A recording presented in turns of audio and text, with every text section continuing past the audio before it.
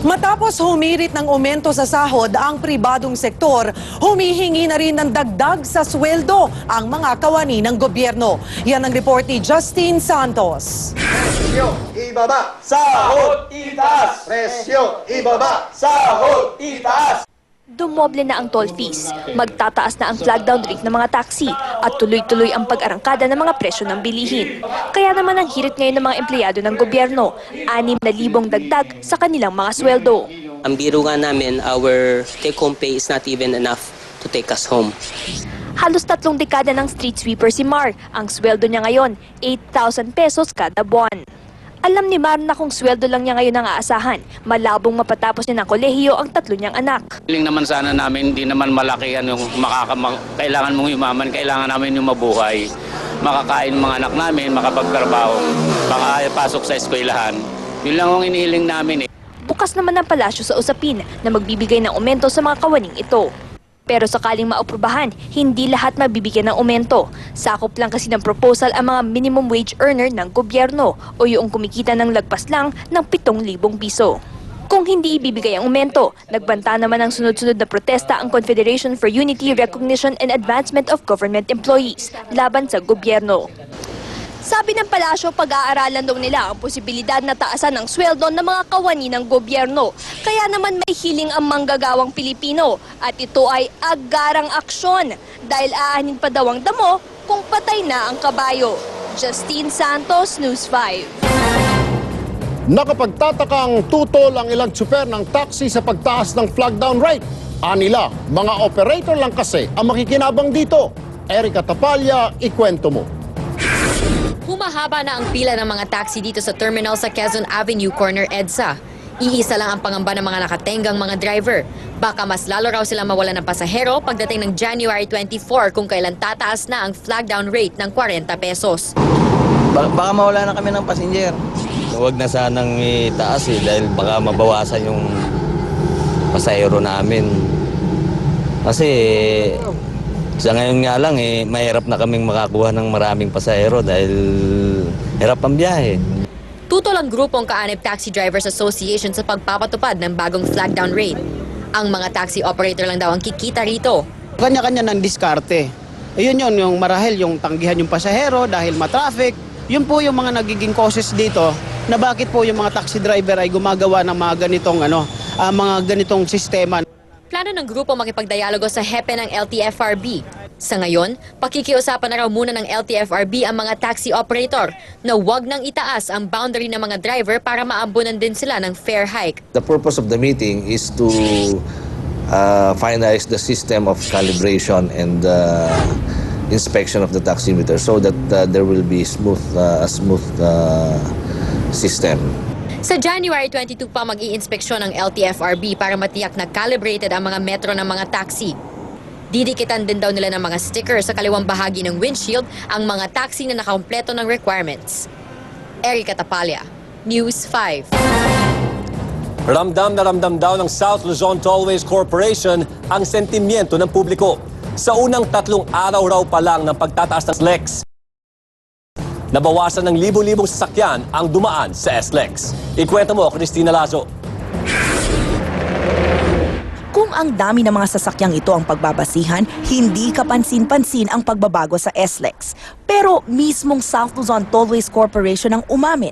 Sa unang 3 araw pa lamang mula nang ipatupad ang toll hike, nasa 60,000 sasakyan ang nabawas sa mga dumaraan dito. Kung dati-rati pumapalo sa 160,000 ang sasakyan sa SLEX, mula January 1 hanggang January 3, bumaba ito ng 100,000.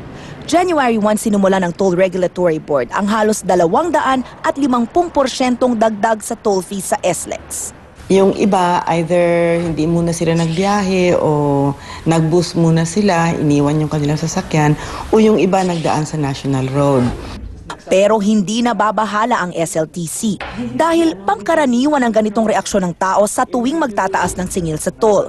Hirit pa ng kumpanya, kahit magtuloy-tuloy pa ang pagkonti ng biyaherong dumaraan sa South Luzon Expressway, wala nang makakapigil pa sa toll hike na ipatutupad kada buwan hanggang sa umabot ito sa 3 pesos and 2 centavos pagpalo ng Abril. Yung nakaschedule na mga pag i-implement ng bagong rates, tuloy talaga yan kasi naman yan ay utos din ng gobyerno, no? Napag-usapan yun, nasa kontrata yun, so hindi rin siya makaurong. Ang mga biyahero, wala na lamang magawa kundi magtiis. Medyo mabigat din po. Pero wala ko tayong magagawa dun eh. Wala naman akong masabi. Talagang ganun, tumataas talaga. Christina Lazo, News 5. Inaasahang makukuha ng malaking o makakuha ng malaking pera ang gobyerno sakaling matuloy ang plano nitong iparentang headquarters ng Philippine Army, Navy at Air Force. Ikwento mo, Erel Kabatbat. Magiging magkakapit-bahay na ang Philippine Navy, Philippine Army at ang Philippine Air Force. Yan ay kung matutuloy ang plano ng Aquino administration na ilipat na lamang ang 3 sangay na ito ng AFP sa Campo Aguinaldo. In terms of strategic, political, economic, and social considerations, it seems that the best use or the best alternative right now will be the collocation of all headquarters at Camp Aguinaldo. We should be able to do much better in terms of these programs that we'd like to pursue. So we hope that within the term of the President. Layon daw nitong madagdagan ang pondo ng gobyerno. Malaking pera raw kasi ang makukuha kung parerentahan ang mga kasalukuyang headquarters ng Army, Air Force at Navy. Nasa 39 na hektarya ang headquarters ng Philippine Navy kasama na ang Bonifacio Naval Station sa Maynila. Halos 100 hektarya naman ang teritoryo ng Philippine Air Force sa Villamor Air Base sa Pasay at 100 hektarya rin ang sakop ng Army Headquarters sa Makati. Bawat isa may tuturing na prime property o may mataas na presyo. Sakaling matuloy ang plano, malaking bagay daw magagawa ng perang malilikom para maging seryoso ang matagal ng planong modernisasyon ng AFP. Wala namang angal dito ang mga sundalo, basta raw siguradong sa maayos gagamitin ang pondo. Sana with this scheme, prioritize talaga muna yung modernization ng ating armed forces. Bukod sa modernisasyon, marami pang plano ang hukbong sandatahan. It will really be a big factor to buy big-ticket items that will be needed by the armed forces as we look forward from moving from internal to external effort. Sa ngayon, nananatiling plano pa lamang ang lahat. Isa sa mga kailangang pag-isipan ng pamahalaan ay kung saan naman mag-uupisina ang mga ililipat na sangay ng militar. Errol Kabatbat, News 5. Nilinaw ng Sandigan Bayan, hindi pa aprobado ang plea bargain agreement ng gobyerno at ni dating AFP Controller Carlos Garcia. Trish Roque, ikwento mo. Ipinapakulong muli at pinapabawi pa ng Office of the Solicitor General ang plea bargain agreement ni dating AFP Controller Carlos Garcia. Sa unang pagdinig kasi ng Sandigan Bayan sa inihaing mosyon ng Solicitor General, giniit ng Solgen, mukhang may naging pagkukulang ang Special Prosecutor ng Ombudsman sa kaso ni Garcia. Sabi ko nga, ordinarily, these criminal cases are actually handled by the OSP under the supervision and control of the Ombudsman. Kaya lang may nakikita kami ditong sa tingin namin hindi tama. Hindi raw malinaw ang pagpasok ng prosekusyon sa plea bargain, gayong sinabi dati ng Ombudsman na malakas ang ebidensya nito laban kay Garcia. Ang korte will have to make its own independent assessment kung ano itong weight ng evidence. Is it strong or is it weak? Can it secure a conviction for the accused? Giit pa ng Solgen, aprobado na ng Sandigan Bayan ang plea bargain ni Garcia, bagay na itinanggi naman ng Special Court. Bago kasi ito bigyan ng go signal, kailangang ibalik muna ni Garcia lahat ng mga ari-arian at pera na sinasabing ninakaw niya. Hanggang sa ngayon, hindi pa naman lahat yan sa pag-amin na rin ng mga prosecutors. Hindi pa lahat ng mga kondisyones na yun ay natutupad. Ang palasyo naman, kinuwestiyon ang Sandigan Bayan. Sa isang text message mula kay Deputy Presidential Spokesperson Abigail Valte, kung hindi raw inaprubahan ng Sandigan Bayan na plea bargain, bakit pinayagang makapagpiyansa ang dating AFP Controller? May 15 araw ang prosekusyon at depensa para sagutin ang mosyon ng Solicitor General. Trish Roque, News 5. Naghain na ng motion for reconsideration ang Philippine Airlines sa Department of Labor. Ito ay para tutulan ang pagpabor ng DOLE sa extensyon ng retirement age ng mga flight attendant sa 60 years old mula sa dating 45 years old. Sa ibang balita, iginit ng Civil Aeronautics Board na protektado ng konstitusyon ang domestic carriers. Kaya malayong malugi ito, may pasaman ang Open Skies policy. Nangangamba kasi ang local airlines na liliit ang kita nila oras na dumami ang mga banyagang eroplano sa ating bansa.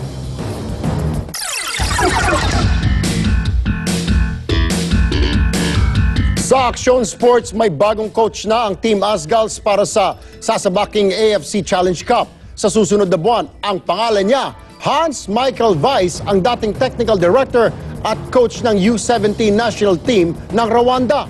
Kumpiyansa ang team manager ng Asgals, malaking tulong ang karanasan ni Weiss para maipanalo ang Philippine football team. Masamang-masama naman ang loob na pinalitang si Simon McMenemy na hindi man lang daw siya sinabihan na papalitan pala siya.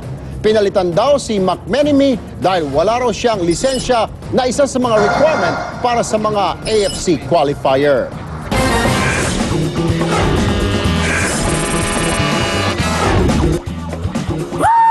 Gusto kong mag-swimming sa balong malalim. Di naman po pwede pagkat ako'y nasa hangin. Ako'y superhero, mabilis lumangoy. Pero kung sa malamig, aba ay wag na oy. Sa China ay baliwala, nagyayelong kumunoy. Kahit naninigas, tuloy sa pag-enjoy.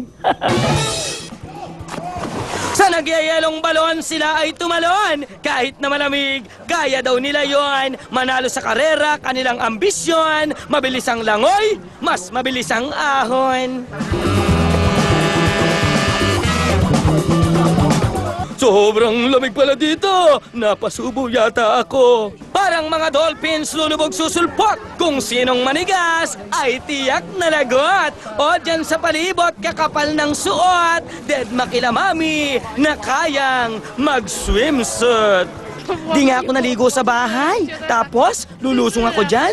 Huwag na oy.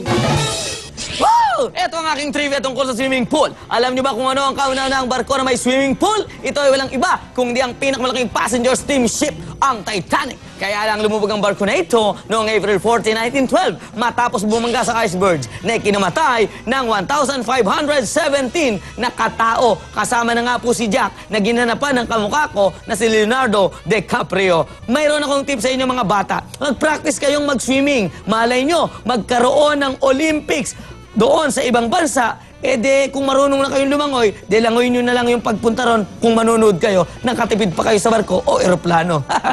Ito pa rin po si Makata, nagbibigay na naman ng magandang tips para po sa ating mga kapatid, lalong-lalo na mga kids. Lipad muna sa Himpapawid! Shhh! Susunod sa aksyon, mga residente sa isang barangay sa San Juan, nagte-training kung paano labanan ang magdidemolish sa mga bahay nila. At Charis Pempenko, pwede na nga bang magka-boyfriend?